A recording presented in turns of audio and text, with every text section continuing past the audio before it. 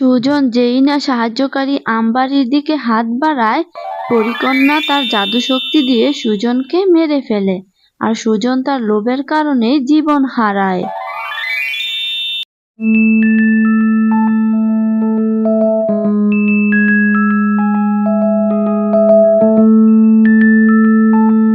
উঠতে উঠতে তো অনেক খিদে পেয়ে গেল, আমাকে কিছু খেতে হবে।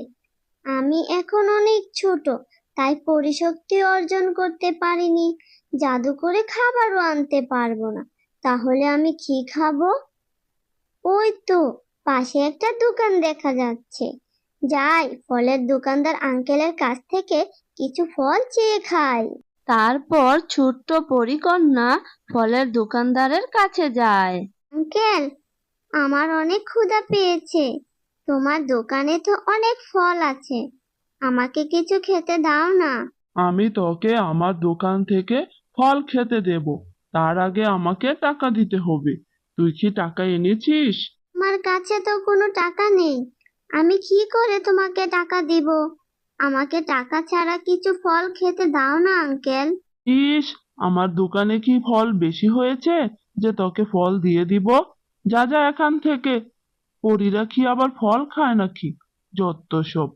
তাড়াতাড়ি যা তো দেখি, তোকে দেখে ভয় পেয়ে অন্যরা আবার আমার দোকানে আসবে না।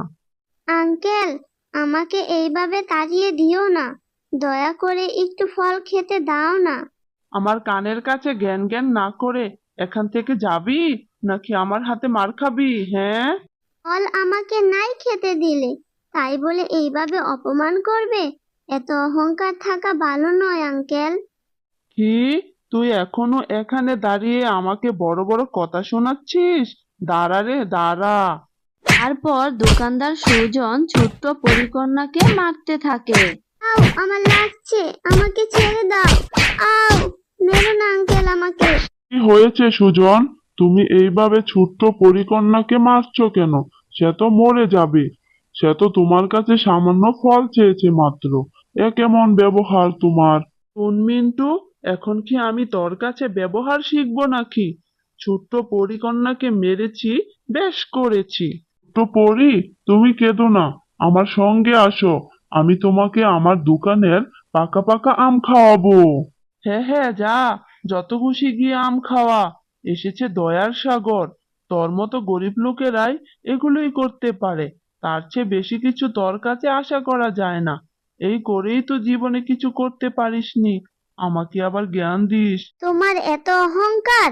আমি তোমাকে অভিশাপ দিলাম, যেই ফলের জন্য তুমি আমাকে মারলে সেই ফল তুমি বিক্রি করতে পারবে না, সব ফল নষ্ট হয়ে যাবে।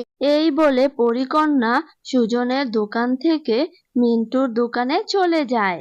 তোমার যত ইচ্ছা তত আম খেয়ে নাও, আমি তোমাকে কিছুই বলবো না।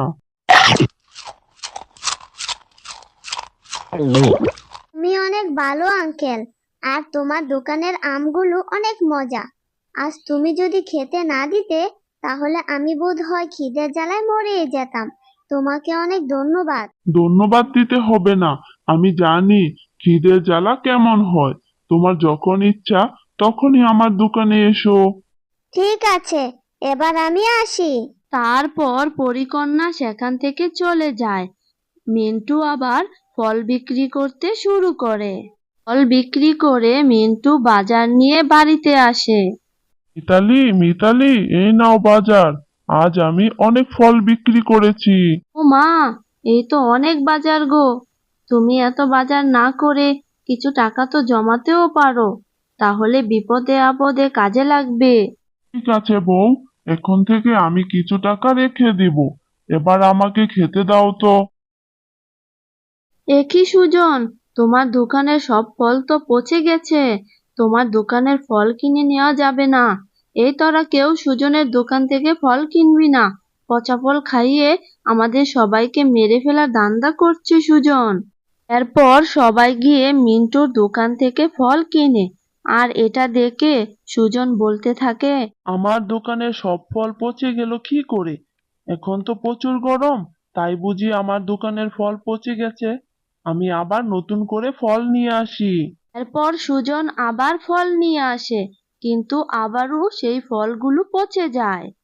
এ কি, আমার দোকানের সব ফল তো পচে গেল। তাহলে কি পরিকন্যার অভিশাপের কারণে এইরকম হচ্ছে? এইভাবে চলতে থাকলে তো আমি গরিব হয়ে যাব, আর ওইদিকে মিন্টু ধনী হয়ে যাবে। এটা আমি কিছুতেই হতে দেব না। সুজনের দোকানের সব ফল পচে যাওয়ার কারণে সবাই এখন মিন্টুর দোকান থেকে ফল কিনে নেয়। আর তা দেখে সুজন ভীষণ রেগে যায়, আর কি করে মিন্টুর ক্ষতি করা যায় তাই ভাবতে থাকে। সুজন, আমার মাথায় একটা বুদ্ধি এসেছে। তুমি সেই বুদ্ধিটা কাজে লাগাতে পারলেই মিন্টু আর ধনী হতে পারবে না। কি বুদ্ধি বউ, আমাকে খুলে বলো তো। তারপর সুজনের বউ সুজনকে একটা বুদ্ধি দেয়। বাহ, এটা তো ভালো একটা বুদ্ধি। আমার তো এটা মনেই ছিল না। মিন্টু তো তার আম গাছ থেকে আম পেড়েই বিক্রি করে। মিন্টু, এইবার তোকে একটা উচিত শিক্ষা দিব। তারপর সুজন ও তার বউ রাত হওয়ার অপেক্ষায় থাকে। তারপর রাতে যখন সবাই ঘুমিয়ে পড়ে, তখন সুজন ও তার বউ মিন্টুর আম গাছে বিষ মিশিয়ে দেয়। বিষ মিশানোর কারণে আম গাছটি মরে যায়। মিন্টু যখন আম গাছ থেকে আম পাড়তে যায়, তখন সেখানে গিয়ে মিন্টু পুরো অবাক হয়ে যায়। এ কি, আমার এত বড় সর্বনাশ কে করেছে? আম গাছটি মারা গেল কি করে? কাল তো আম গাছটি ভালোই ছিল। এখন আমি কোথায় থেকে আম বিক্রি করব? এটাই তো আমার একমাত্র সম্বল ছিল। মিন্টু তার আম গাছ দেখে মন খারাপ করে বাড়ি ফিরে আসে। এ কি মিন্টু, তুমি খালি হাতে ফিরে এলে কেন? আম কোথায়? আম নিয়ে আসোনি? মিতালি, আমাদের সর্বনাশ হয়ে গেছে। এরপর মিন্টু মিতালিকে সব খুলে বলে। সব শুনে মিতালিও কান্না করতে থাকে। আর আম গাছটি না থাকার কারণে মিন্টু ও মিতালি অভাবে পড়ে যায়। একদিন মিন্টু মন খারাপ করে জঙ্গলের দিকে যেতে থাকে। তখন ছোট্ট পরীর সাথে মিন্টুর দেখা এ হয়। কি, তুমি সেই আঙ্কেলটা না? তোমার মন খারাপ কেন? কি হয়েছে তোমার? ছোট্ট পরি, আমি সেই আঙ্কেল। আমি অনেক কষ্টে আছি। কাজ খোঁজার জন্য জঙ্গলের দিকে যাচ্ছিলাম। কেন আঙ্কেল, কি হয়েছে তোমার? আমাকে সব খুলে বলো। তারপর মিন্টু ছোট্ট পরীকে সব খুলে বলে। ও আচ্ছা, এই ব্যাপার। তুমি কোনো চিন্তা করো না, আমি এখন পরিশক্তি পেয়েছি। আমি তোমাকে সাহায্য করব। তুমি বাড়ি যাও আঙ্কেল। আমি তোমাকে একটা সাহায্যকারী আমবাড়ি দিব। আর সেই সাহায্যকারী আমবাড়ি তোমার সব অভাব দূর করে দিবে। তুমি যাই চাইবে আমবাড়ি তাই দিবে। ঠিক আছে ছোট্ট পরি, তোমাকে অনেক ধন্যবাদ। আমি এবার আসি। এরপর মিন্টু বাড়ি ফিরে আসে, আর বাড়ি গিয়ে দেখতে পায় সাহায্যকারী আমবাড়ি। মিন্টু, এই আমবাড়ি কোথা থেকে এলো? কে দিল এই আমবাড়ি আমাদের? এরপর মিন্টু মিতালিকে পরীর সব কথা খুলে বলে। মিন্টু আমবাড়ি থেকে যখন যেটা চাইতো আমবাড়ি সেটাই দিয়ে দিত।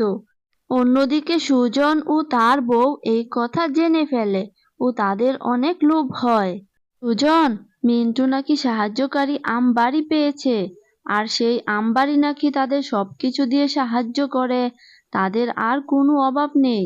তুমি একটা কাজ করো, মিন্টুদের ওই সাহায্যকারী আমবাড়িটা চুরি করে নিয়ে আসো, তাহলে আমাদের আর কোনো অভাব থাকবে না। ঠিক আছে বউ, তুমি কোনো চিন্তা করো না। এরপর সুজন মিন্টুর সেই সাহায্যকারী আমবাড়িটা চুরি করতে যায়। সুজন যেই না সাহায্যকারী আমবাড়ির দিকে হাত বাড়ায়, পরিকন্যা তার জাদুশক্তি দিয়ে সুজনকে মেরে ফেলে। আর সুজন তার লোভের কারণে জীবন হারায়। তারপর থেকে মিন্টু ও তার বউ সাহায্যকারী আমবাড়ি পেয়ে সুখে দিন কাটাতে থাকে। বন্ধুরা, গল্পটি ভালো লাগলে ভিডিওতে একটি লাইক করে দিও আর চ্যানেলটা সাবস্ক্রাইব করে দিও প্লিজ।